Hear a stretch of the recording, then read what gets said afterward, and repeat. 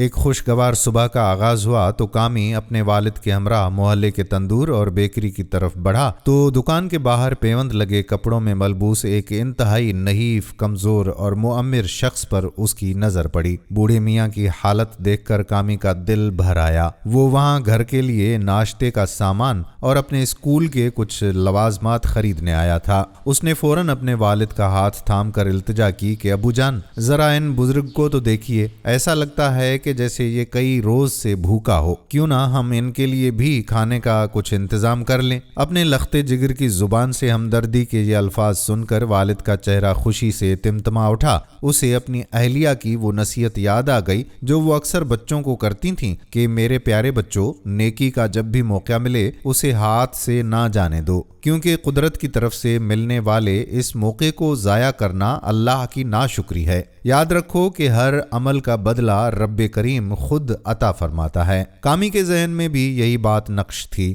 کہ اگر اس نے اس بے بس انسان کی مدد نہ کی تو شاید وہ اپنے خالق کے سامنے جواب دیدہ ہوگا۔ والد نے تمام خریداری مکمل کرنے کے بعد دکاندار سے ایک تازہ اور خوشبودار شیرمال بھی طلب کیا۔ گرم شیرمال کی بھینی بھینی مہک فضا میں رچی ہوئی تھی۔ والد نے وہ پیکٹ کامی کے حوالے کرتے ہوئے کہا کہ بیٹا، یہ لیجئے اور اپنے مبارک ہاتھوں سے ان بابا جی کی خدمت میں پیش کر دیں۔ کامی بڑے اشتیاق اور جوش کے ساتھ آگے بڑھا اور کمال ادب سے وہ شیرمال ان بزرگوں کو تھما دیا۔ عین اسی لمحے قریبی ڈھابے سے کوئی ہمدرد شخص ایک پیالی چائے بھی ان کے لیے لے آیا۔ شیرمال ہاتھوں میں آتے ہی بوڑھے شخص کی آنکھوں میں آنسو تیرنے لگے اور چہرے پر اطمینان کی لہر دوڑ گئی۔ انہوں نے اپنا لرزتا ہوا ہاتھ کامی کے سر پر رکھا اور ڈھیروں دعائیں دیں۔ جیتے رہو بیٹا، اللہ تمہیں دونوں جہانوں کی خوشیاں دے۔ کامی کے سینے میں ایک انوکھی مسرت انگڑائیاں لے رہی تھی۔ جب وہ اپنے والد کے ساتھ گھر کی جانب مڑا،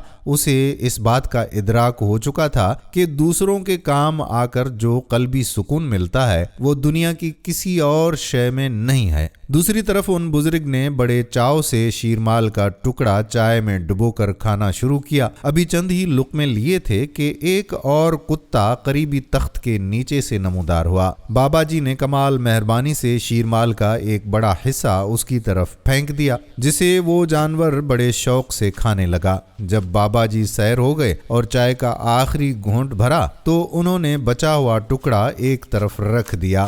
قریبی بجلی کے تاروں پر بیٹھا ایک کوا کافی دیر سے اس پر نظر جمائے ہوئے تھا۔ جیسے ہی بابا جی کی توجہ ہٹی، کوے نے عقابی جھپٹا مارا اور وہ ٹکڑا چونچ میں دبا کر اڑن چھو ہو گیا۔ بوڑھے میاں پرندے کی اس حرکت پر بس مسکرا کر رہ گئے۔ کوا اڑتا ہوا ایک وسیع و عریض ورکشاپ کے احاطے میں لگے گھنے درخت کی ٹہنی پر جا بیٹھا اور اپنی بھوک مٹانے لگا۔ وہ اپنی چونچ اور پنجوں کی مدد سے اس شیرمال کے ٹکڑے کر رہا تھا کہ اچانک وہ اس کی گرفت سے پھسل کر نیچے ایک پرانی اور زنگ آلودہ کار کے ڈھانچے کے پاس جا گرا۔ کوا اسے دوبارہ اٹھانے کے لیے نیچے اترنے ہی والا تھا کہ گاڑی کے نیچے سے ایک لاغر اور نیم مردہ بلی رینگتی ہوئی باہر آئی۔ حادثے کی وجہ سے اس کی پچھلی ٹانگیں مفلوج تھیں اور وہ خود کو گھسیٹ کر چل رہی تھی۔ کوے نے بلی کو دیکھ کر اپنا ارادہ بدل دیا اور وہاں سے اڑ گیا۔ وہ معذور بلی بڑے شوق سے اس رزق کو کھانے لگی اور اپنا پیٹ بھر کر دوبارہ اسی ڈھانچے میں پناہ گزین ہو گئی۔ کچھ ہی دیر گزری تھی کہ چیونٹیوں کا ایک لشکر وہاں پہنچا اور شیرمال کے گرے ہوئے ننھے ذرات کو اٹھا کر اپنے بلوں کی طرف لے جانے لگا۔ وہ سب اس غیبی رزق پر بے حد شادماں تھیں۔